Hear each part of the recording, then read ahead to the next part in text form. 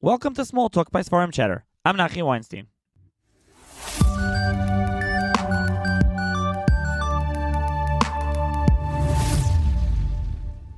On this episode of SmallTalk, I'm going to be joined by Rabbi Weinstock, who is the author of the new book, Understanding Emunah, Strengthening Emunah Through the Writings of Gedel Yisrael, published together with through Machon Aleizayis, and it's distributed by Feldheim. So thank you, Rabbi Weinstock, for joining me. Yes. Thank you. Thank you for having me. Okay, let's start off. What can you tell the listeners about this book? This Sefer really has two major parts to it. The first part, we try to explain the definition of what Emunah is. Just as an example, we quote Rav Volba. He says that when we were children, we heard all about Emunah at home and in school, but this Emunah is one of habit milumada, what we call autopilot, and is lacking in chiyos and vitality. And we're obligated to ascend the rungs of the ladder of Emunah until it becomes alive. And through this, we will become elevated people.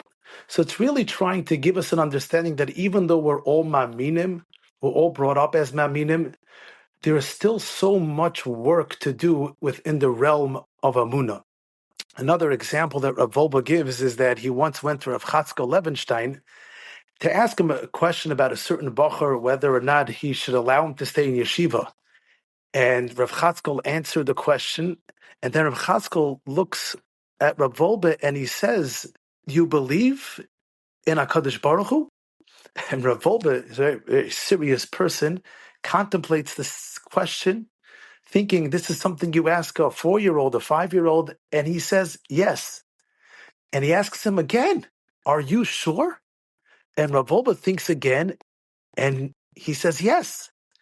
And Rav Volbe says, for weeks, I was pondering, what did the Mashgiach want from me? Until I finally realized that it's possible that you can learn and you can daven and you can be shemer mitzvahs. But what it means to be a true maimin, we could still be distant from.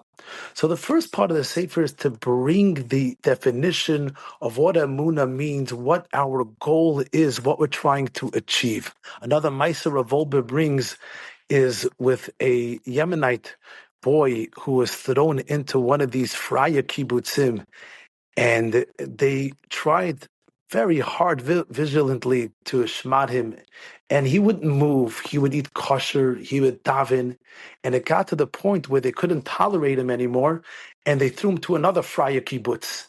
And again, he did the same thing, and it came to the point where they just said, send him to Bnei Barak, we can't deal with him.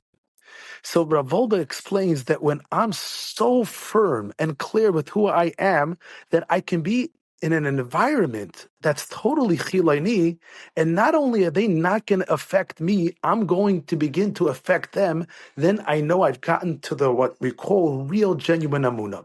That's the beginning of the Sefer. Then we segue into various different ways of how we can reach Emunah. And for each person, there's a different approach.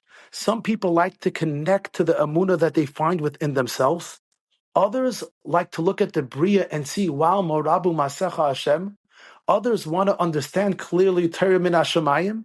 And others work on Hashgacha Pratis, and we see how much Hashem is involved in our lives, in our history. And for each one to gain a chizuk from who they are, to try to strengthen and make real and palpable the aspect of Emunah. Now, there's been a proliferation of books on Emunah and some on Petachin, and they're different but related. So why did you decide to write a book on Emunah, especially when there seems to be so many of them recently? There are many great books on Emunah.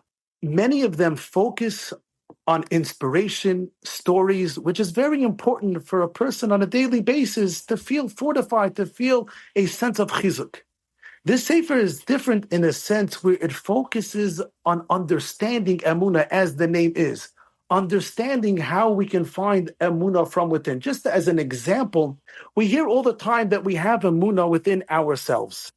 But the question is, some see it and some people struggle with it. Why am I struggling with it? What can I do to help myself see it more? And then we give 8 examples of where we can find Emunah within ourselves or within others in a very clear and concrete way. So it's there to give us an understanding and helping us to access that inner Emunah. So the same thing is true with Torah Sinai, as an example.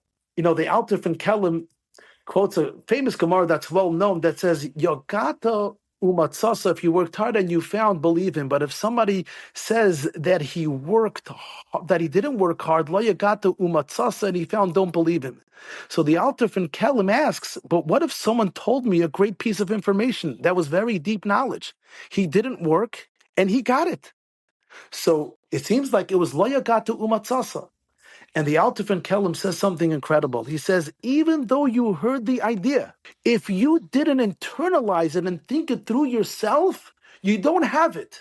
And interestingly, the example that he gives is the Hamur for Samis, Eina Tzrichas Raya. We know something that is publicly known is a historical fact. But if I didn't internalize why and how that is, then I may not have that idea fully inculcated into myself. So the Sefer will go through over 100 pages on that subject of Torah Min Hashamayim to try to bring out these points. Okay, so just to mention a little bit the sections of the book and the name of the chapters so the listeners can get a bit of a feel, and there'll be a link in the show notes where you can purchase this, and there'll also be a sample. You can check this out. So the first section is the mitzvah of Emunah, which we discussed. Chapter 1, the central pillar of Yiddishkeit. Chapter 2, attaining real Emunah. The second section is Emunah in creation, the natural tendency to Emunah and the wonder of creation. Then you have a section, Torah Min Hashamayim. It's different parts in that section. So part 1, the widely known needs, no proof. So which is the truth of Yisis Mitzrayim and Torah, understanding the truth of our Messiah. Second part is the truth of our Emunah, so height of publicity. The Nisim happened over an extended period. Kabbalah Torah drastically affected Klal Yisrael. Many mitzvahs memorialize the fundamentals of Emunah. The Torah is our most valued national asset. Our fundamentals are unique to our nation. Matan Torah is accepted history throughout the world. And then you have a summary. Part 3 is the truth of our Messiah. You have an intro, the preservation and transmission of our Messiah, guarding the Messiah through Torah study. Torah and Torah study, trustworthiness of the Torah transmitters, father to some Messiah, then you have a summary. Part 4, you have the product of Torah, so height of human perfection. Then you have a fifth part, which is proofs from the Torah itself, an intro, and then you have 5 proofs. The next section, after that, is Hashkochas Hashem, so you have the survival of Bnei Yisrael, Hashem's presence in our midst, and then you have Emunah in perspective, Emunah in a conclusion, and by the way, it's the Sefer is over 400 pages. But okay, what are you trying to accomplish with this book? So it's interesting. The notes that I had, which is basically the background for this book, were written for myself. Emunah was a subject that was very dear to me. It's something that I felt it's the backbone and the foundation of my Yiddishkeit, and something I want to understand clearly, which adds so much vitality to my tefillah, to my limud HaTorah, to my shmiras HaMitzvahs. It's done with the real sense. I'm maimin de zabeirei olam, and I'm doing it to serve him. After speaking to various different people, Yungalite, sometimes Bachurim, it came to my attention a very interesting thing. I would ask them, I know you're a Maimin, and I know you're Shema Torah mitzvahs, and you learn Torah all day. Would you want to have more clarity and conviction in your Emunah? And interestingly, there was an overwhelming yes by so many people. Yes, I would love to. I don't question anything, but how much more would I want clarity? The example that sometimes I would ask people that imagine you met someone on a plane, completely non-affiliated Jew, or for that fact, even a person who's not Jewish, and he would ask you, what are you about? Are you able to articulate clearly what it is that I'm about, that the person will look and say, wow, that's incredible? Now, don't get me wrong, it's not that I need to be able to do that. That's just a sign for myself of where I'm holding. If I feel I can articulate it, that shows deep down within myself, I have clarity. And I realize that there are many mevakshim who want something for them that they are able to connect to, understand, and give them a sense of clarity and vitality. And you mentioned before Volba, you mentioned the Alter, some other sources, but what are the sources that you used throughout the Sefer? As you mentioned, the Alter is certainly one that is quoted very often. Reb Volba is quoted very often. We have a lot from Rebbe Victor Miller, the Stipler, and other contemporary works. I really try very hard to have a source for everything that's stated there.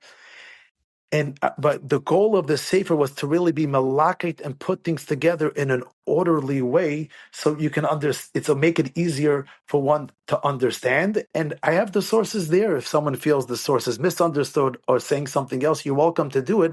At least I'm trying to put forth where I'm coming from and trying to make it as much as I can a sefer that's backed by the teachings of Gedolei Yisrael. Who would you say the sefer is meant for? So it's interesting because there are many Sfarim in Emunah that are out there for Bali Tshuva. And to a large degree, that the market is flooded with many of them that are tremendously beautiful works. However, I didn't find that there are many in this area that are geared to B'nai Torah, those that want to understand more. And there's so much more that can be said to someone who's from, to someone who grew up from, than there is to say to someone who's not from. They can understand what it means, the product of what the Torah produces versus the product of the secular world. It's something we live with. They can understand the intensity of the impeccable Messiah that we have. Just as an example, Rashi is not just a sefer that was written in the 11th century that we read today. Rashi is quoted in every subsequent generations by many Chachmei Yisrael. Rashi is alive with us. We're living with it throughout every single generation. And so too, all of our Messiah has that vitality and has that clarity, and it's alive. And that's something that we so much can appreciate because we have so much information that we have learned over the past.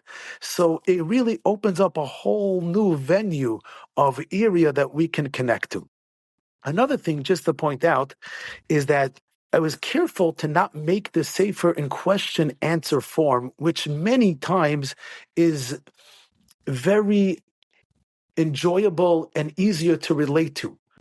Because when there's a question asked, that automatically piques curiosity, and then the answer can be given in a way where the person looks into it more. However, in Emunah, being that if a person doesn't understand the answer perfectly well, so he's left with a question without having an answer, and that can chas v'shalom create a certain level of doubt or a damper on his Emunah. So I was very careful to put the sefer in a way where we're not asking questions. We are, let's say, for example, we're quoting the Ramban in the Kuzari that the Torah is the greatest historical fact. It's impossible for a kafir to deny it. And then I'm trying my best to give the explanation of what I think they mean. So if somebody doesn't agree, they can say, I'm chaylik on your pshat in the Ramban and the Kuzari. I have my pshat. I want to say better. No problem. No one's left with a problem that a question is left unanswered. This was primarily put into me by Rabbi Yitzchak Koldetsky. He was very makpid that it's done in this way. And I tried very hard to do it in this way in order not to promote a person to feel any questions. However, there's a lot hidden within the lines. If you read it well, you'll find the answer to almost any question that has been asked lies in the depths of the words of the Chachmei Yisrael. Okay, so I will link to the Sefer in the show notes. It should be available in foreign stores, as I mentioned, Feldheim. And so for those interested, can purchase it. And thank you, Rabbi Weinstock, for joining me. Thank you very much. Appreciate it greatly. And we hope that Be'ezus Hashem, this will be able to infuse all those that are mavakshim to have clarity and understanding in this area, that they should be able to connect to it and be able to elevate their entire world of Yiddishkeit. Thank you. Thank you.